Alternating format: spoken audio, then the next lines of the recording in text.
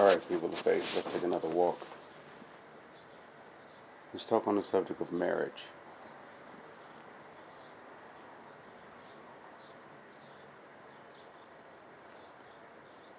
When God made creation, or when God created man, that was his creation. That was for his glory, right? That was his marriage. He was in covenant. He was in intertwined, entangled with. In other words, they were one and the same.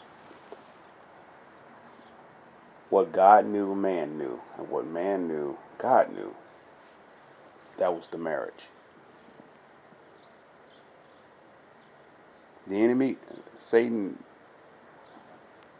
came in with a temptation, and the temptation is basically to temptation is a split, is a division between something that's whole. So he came with the offer. Does God not know that you become a God in your own eyes? If you eat of the tree that he told you not to eat of, you would know both good and evil. You have the knowledge. In other words, you will have the spirit of both good and evil versus just the knowledge or the spirit of good. So now man from that point would be what?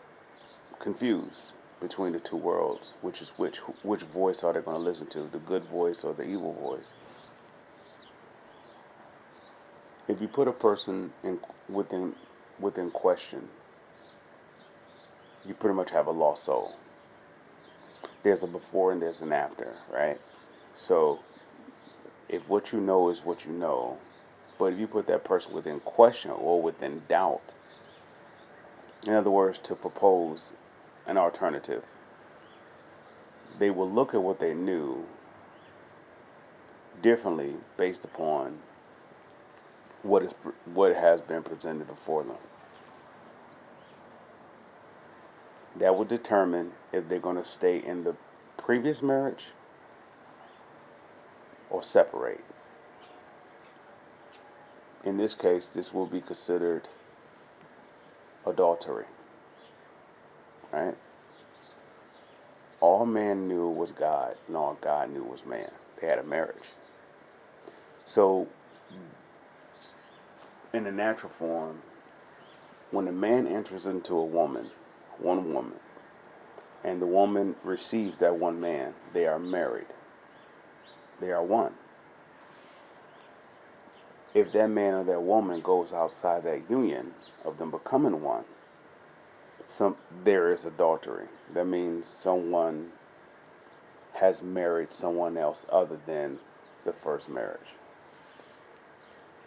That is not fornication. Fornication comes in the aftermath of that. Fornication is like incest. Up until you have the permission to look at the person as in marriage or to be married, they are considered one and the same as you. Take, for example, in the scriptures, they approach Jesus about a marriage, right? They said, in your kingdom on earth, I was married to this young lady, and then I died, and then my brother married her, and then he died, and then she died. Who marries her? Who is with her in heaven? Now that's a natural custom, a natural environment, or a natural knowledge that they're bringing before bringing before Jesus, who is not natural. They're they're trying to do their best to understand him by trying to bring him down to a lower state. He is trying to do his very best to elevate them to go higher to their original state, which is not natural, which is to be spiritual. In the Hebrew custom, it is you keep it like in the family. it's still one of the same. Um, this is where fornication comes in at the most. It's like an inheritance that's passed on, right? It continues the bloodline, continues the union, or continue to make sure that it's unified. So if anybody that's inside the union were to go outside the union and to be with something else that's not a part of the union, it's considered, it's like, it's not just blasphemy, it's downright frowned upon, it's wrong. Because it goes up against the customs that were set, the union that was set. So if in heaven Jesus went on ahead and said, what difference does it make? Because you will be like an angel, right? An angel has no purpose to birth or to bring forth reproduction. The angel has a purpose to carry out the will of God. Only on earth we are here to prepare the vessel for the coming of God or the coming of His Spirit. So if the fornication is like incest,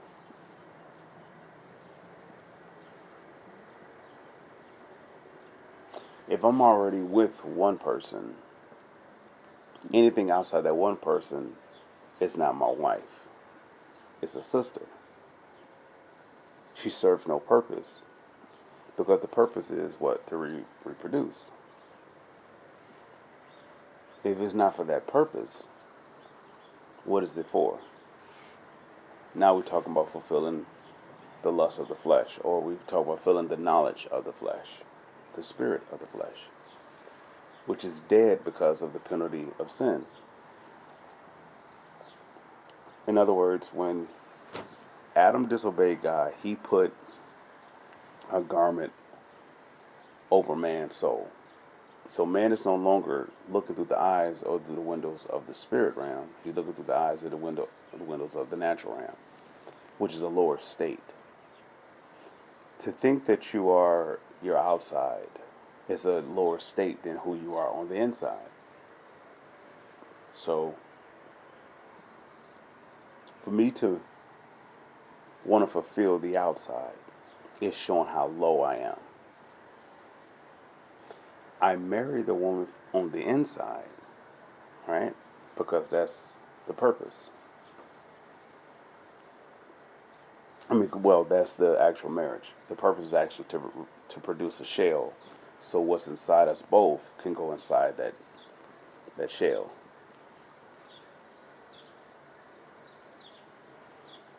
So let's say like I have a wife. In other words, there was a woman that allowed me to enter her. We become one in spirit and in flesh, right? We're bonded. We have a marriage. Not a marriage through the constitution of some written documents, but marriage through the actual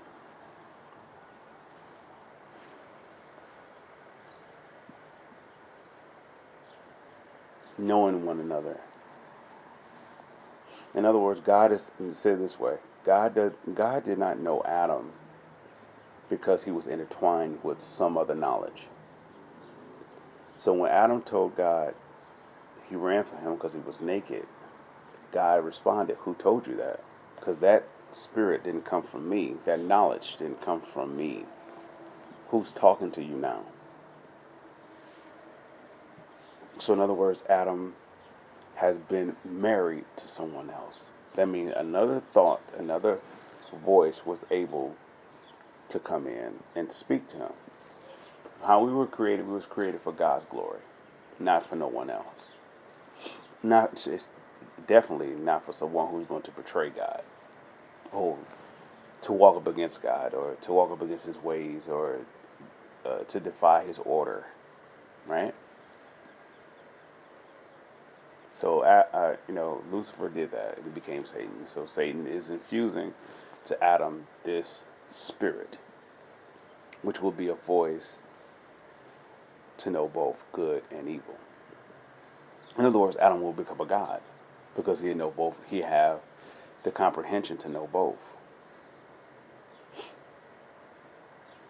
But he will be divorced from life itself to become what? Death. So Adam is carrying the death suit. The death suit is not the shell. The death suit is covering the soul. So for a person to relinquish that, or to have a divorce from that, they have to be what? Born again. So in other words, we would call this a redo or a do-over or going back in time. So that means this is where Nicodemus kicks in, and he's having this conversation with Jesus about the kingdom of heaven. How can he see it? How can he enter it? How can he have it? Jesus said, you'll have to be born again. Now, Jesus came to bring the kingdom of heaven, right, which is the tree of life. The tree of life was in the Garden of Eden when Adam disobeyed God. And actually, the cherubims, they surrounded the tree of life so Adam couldn't partake to it. Because if he ate of that tree, he will become eternal, right? But he will be eternal of death.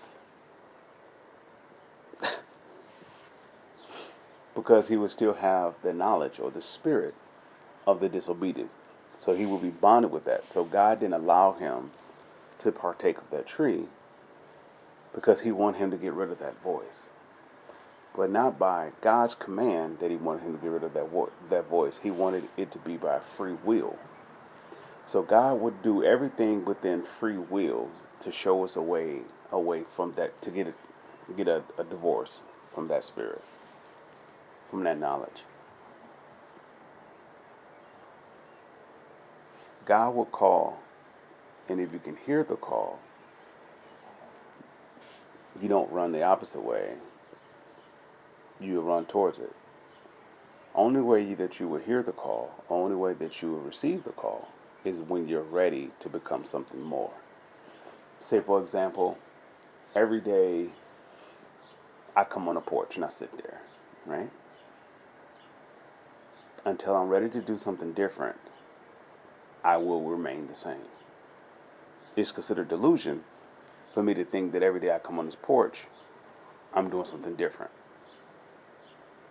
That don't mean difference can't come out. That's spirit, but I'm saying from a natural perspective. From a natural perspective, I come on the porch every day. It will be delusional for me to think that there's something different. Naturally.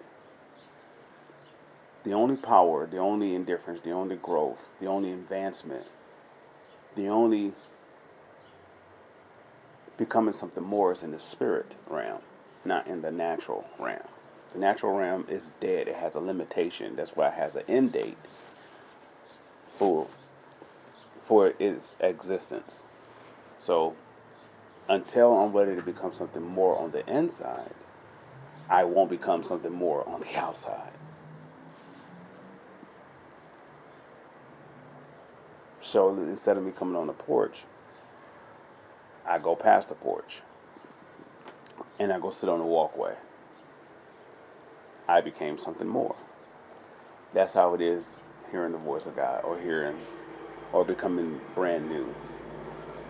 Until you want to become something more. Now listen to Nicodemus. Nicodemus is asking Jesus about becoming, a kingdom, of hearing about the kingdom of God and want to know more about it. In other words, he has an ear to hear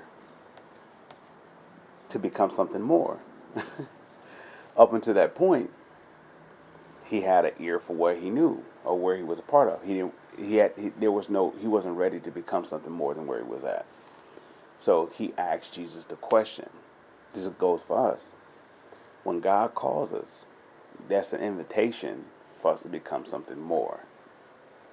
How do we become something more? We will ask God. Nicodemus asked Jesus, how can I receive the kingdom of heaven? You have to be born again. In other words, you will have to denounce the divorce, that spirit of knowledge that you have. And that spirit of knowledge that you have is covering your soul. That's why you're in a marriage to it. As long as it covers you, it is your environment. It is your source of nourishment. It provides, it uploads, it downloads, it empowers, it endows, it does everything. It is a marriage, and it is designed to feed you of itself, of its nature. So until that you are ready to divorce that. So Nicodemus is asking Jesus, basically, how do I get a divorce from that? Jesus says, well, you got to be born again.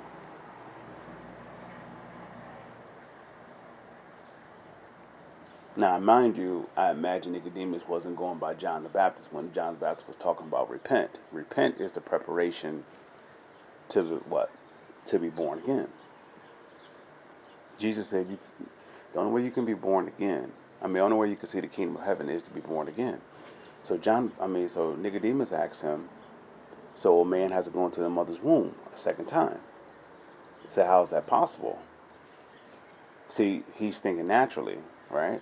Which naturally we do.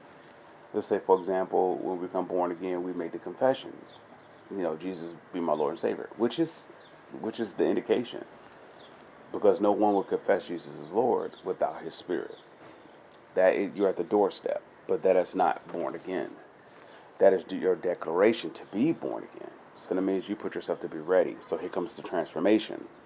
The moment that you confess Him as Lord is the moment that you're about to enter the gate to be transformed and to become something more.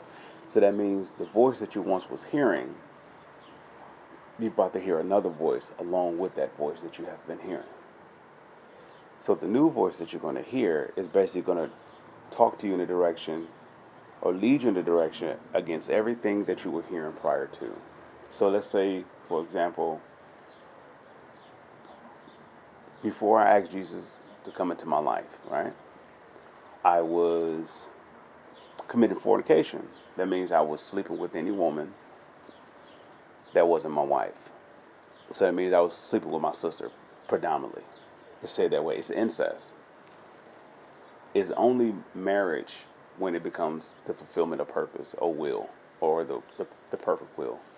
Otherwise, it is considered incest. So if I'm sleeping with, let's say hypothetically, I'm sleeping with every woman on my street, I am a fornicator. In other words, I have created great incest. I am sleeping with every woman on the block that's my sister. So let's say I hear a message about Jesus and His power and His goodness, or how He can offer a new life. So what I would do, and have a scale of two worlds of my life as what I've been doing as a fornicator, or this new life that is without fornication. So in other words, I got two voices. One is going to tell me and to remind me and to lead me in the direction of being a fornicator. Or there's going to be this other voice that's going to tell me, show me, lead me, direct me, not being a fornicator.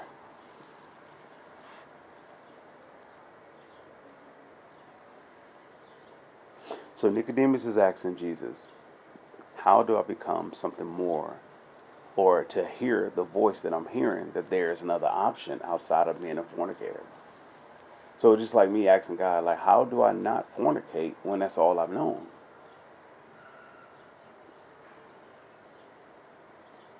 God said you have to humble yourself. So how does the person humble himself? They ask. If you are in dire straits, or you are of need of a situation, and you need assistance, you need help, you do what? You ask. That is humbling yourself. The pride would be, I don't need nobody. I could do this myself. That always goes before destruction, and a haughty spirit before the fall. Anyway, Until I'm ready to relinquish that I don't need any help, there's no need for me to ask, right?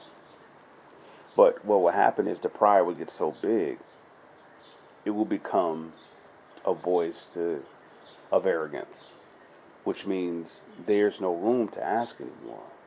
Expectation becomes the voice. So you move past humility, the opportunity to be humble, or to accept humility. Now you're into arrogance, and now you expect things to go your way. And that's based upon what? The pride. And that pride is based upon the hurt or the disobedience. So you will walk accordingly.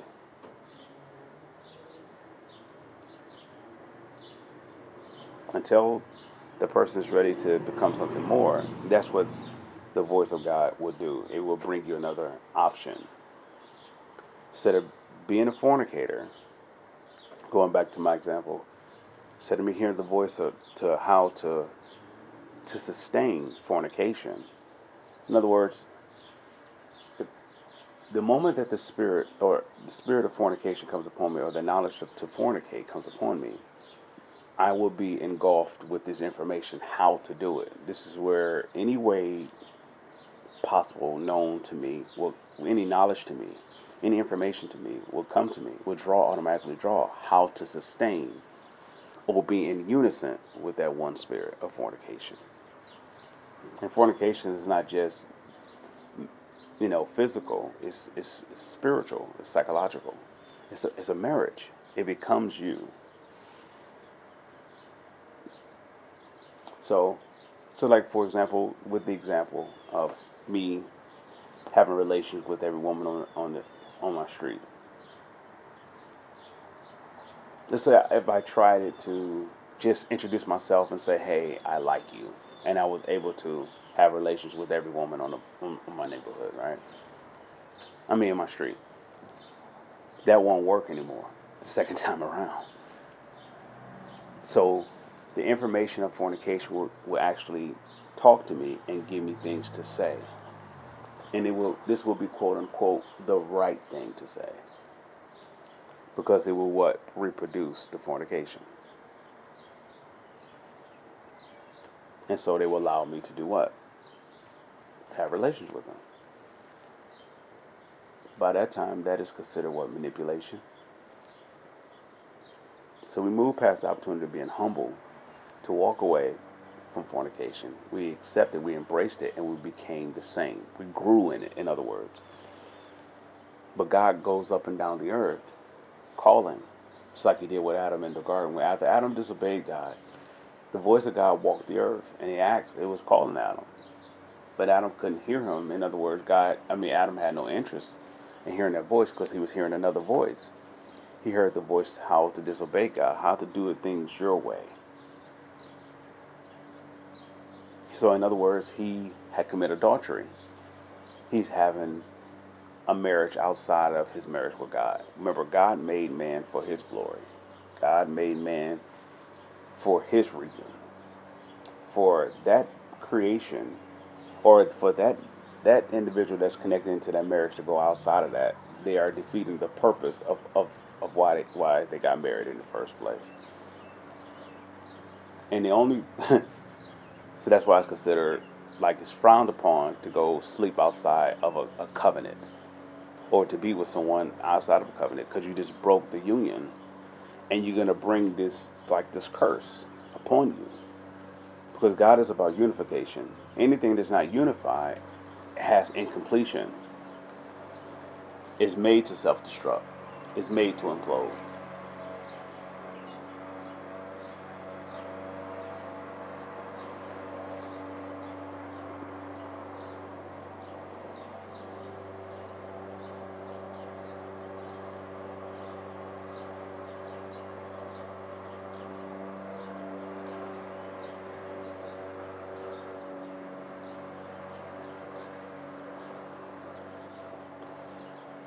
This is why God is married to the backslider. He's married to his creation. He never left us. We left him.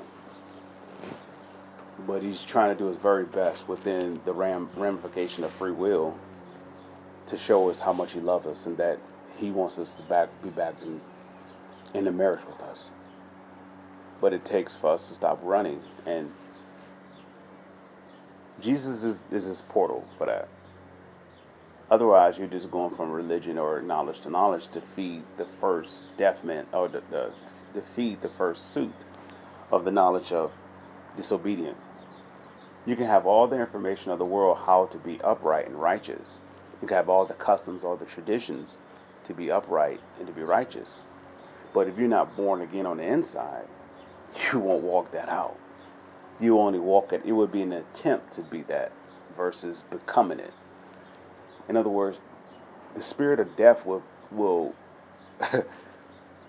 it will cover you to the point where it boxes you in to you will only walk out what that spirit is. So you have to be born again. Well, you don't have to, of course, it's a choice, but to be separated from that or to divorce that, in other words, you can't help but to sin once you have taste of sin. You can't help but to do wrong once you have tasted wrong. Until there's one that calls and you accept that call, and it will give you a different direction from all that you know. And you become something entirely different. Remember when God was talking to Abram was at with his, I think he was in his father's land, right? And God asked him to come out the tent and told him to look at the sky. And at this point, Abram didn't know God at all, the Jehovah God. He didn't know him at all. He had another God he was probably worshiping, maybe the moon and everything else and so forth. We was wanderers, right? We were without the voice of God. But God looked upon his heart and saw that there was good in him. And what good was that there was God's voice was still in there. In other words, Abram wasn't doing things that everybody else were doing. Once he had his wife, he wasn't going outside of that because he was hearing something more. He didn't know he was hearing God, but he was hearing something more. But anyway, he found favor with God. So God chose him based upon what God saw in him. What God saw was himself. Abram, I want you to leave your father's house. And I'm going to show you a place, or take you to a place you know not of, right? That's what I'm going to do.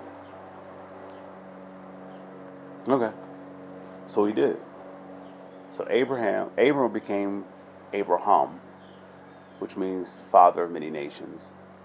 And if you look all over the world, we are predominantly descendants of that.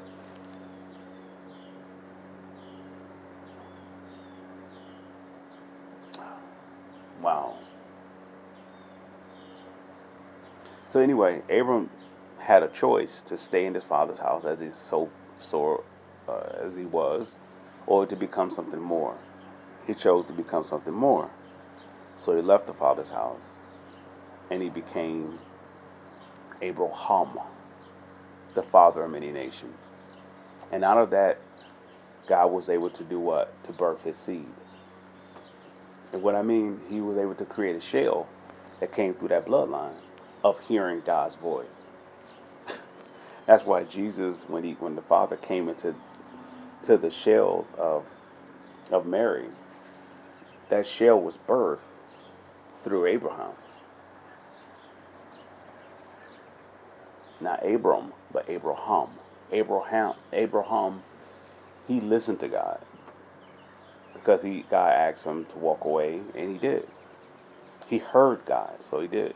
The same thing goes with us. If I'm a fornicator and I'm going to every house with a woman that is, and I am having a relationship with them, I am a fornicator because I'm not making one of them my wife, which means I'm willing to bond with them and them only.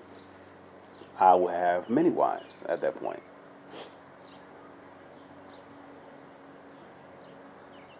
Which made me a fornicator because I'm not there for the purpose of the perfect will. I'm there to fulfill the lust of my desire. In other words, I'm there to fulfill the evil that's talking to my soul.